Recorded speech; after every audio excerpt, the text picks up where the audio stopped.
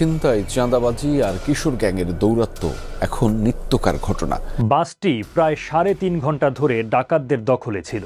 রাজধানীতে ছিনতাইকারীদের দৌরাত্ম্য কমছে না। হঠাৎই রাজধানীতে বেড়েছে ছিনতাই, এতে আতঙ্কিত নগরবাসী।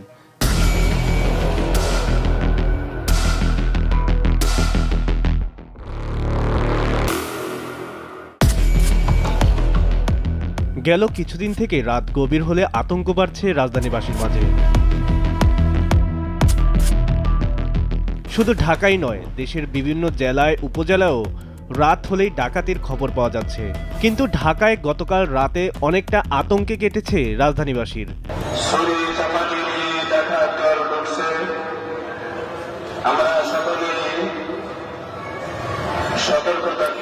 রোববার রাত 8টার দিকে ধানমন্ডির শঙ্করে একদল সন্ত্রাসী দেশীয় অস্ত্র নিয়ে মহড়া দেওয়া সেখানে আতঙ্ক তৈরি হলে স্থানীয় মসজিদে মাইকের ঘোষণা দেন যে মহল্লায় ডাকাত দল প্রবেশ করেছে। 50-60টা ছেলে দাঁড়ায় রয়েছে, বড় ছোট মিলানো। তো বললাম যে এলাকার ভিতরে এটা কি, আনারস বিক্রি করে। ওকে জিজ্ঞেস করলাম যে এরা কারা, চিনো নাকি? এরা কবে আমরা চিনি না, এরা এখানে দাঁড়ায় রয়েছে, এদের কাছে ছুরি চাপাটি আছে। প্রত্যক্ষদর্শীরা জানায় দলটি আশেপাশের দোকানগুলোতে ভয়ভীতি প্রদর্শন করছিল। আতঙ্কে ব্যবসায়ীরা দ্রুত দোকান বন্ধ করে দেন এবং সাধারণ মানুষ নিরাপদ স্থানে চলে যান।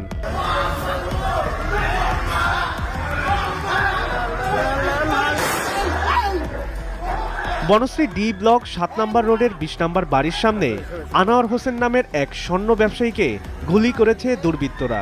এ সময় তার কাছে থাকা প্রায় 200 ভরি স্বর্ণ ও নগদ 1 লাখ টাকা ছিনিয়ে নেয় অস্ত্রধারীরা। পাশের ভবন থেকে ছিনতাই ও গুলির দৃশ্য মোবাইলে ভিডিও করেন বাসিন্দারা। রাতেই তা সামাজিক যোগাযোগ মাধ্যমে ভাইরাল হয়।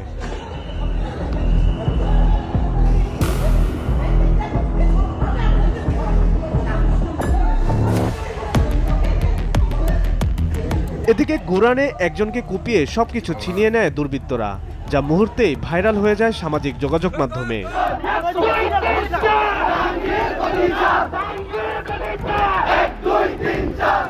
এছাড়া বনশ্রী ও মোহাম্মদপুরে দুর্ধর্ষ ছিনতাইয়ের ঘটনায় রাত 1টা 10 মিনিটে তাৎক্ষণিক হল ছেড়ে রাস্তায় নেমে আসেন ঢাকা বিশ্ববিদ্যালয়ের সাধারণ শিক্ষার্থীরা।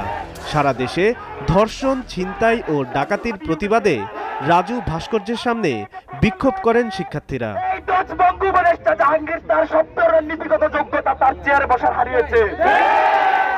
এসব অপরাধ নিয়ন্ত্রণে ব্যর্থ বর্তমান স্বরাষ্ট্র উপদেষ্টার পদত্যাগ দাবি করেন শিক্ষার্থীরা। এসব ঘটনা নিয়ে রাত 3টার দিকে জরুরি সংবাদ সম্মেলনে আসেন স্বরাষ্ট্র উপদেষ্টা। তিনি বলেন, আওয়ামী লীগের দোসররা দেশকে অস্থিতিশীল করার জন্য সব ধরনের চেষ্টা করছে।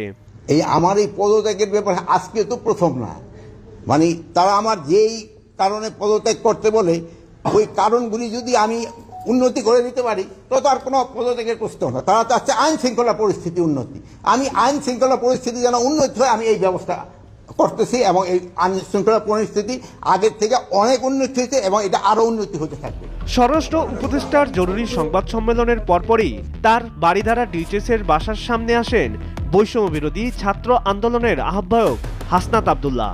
এ সময় বেশ কয়েকজন সাংবাদিকের সঙ্গে কথা বলেন তিনি, তবে এ সময় ক্যামেরার সামনে কিছু বলতে রাজি হননি তিনি। সাব্বির হাসান, মাছরাঙ্গা টেলিভিশন।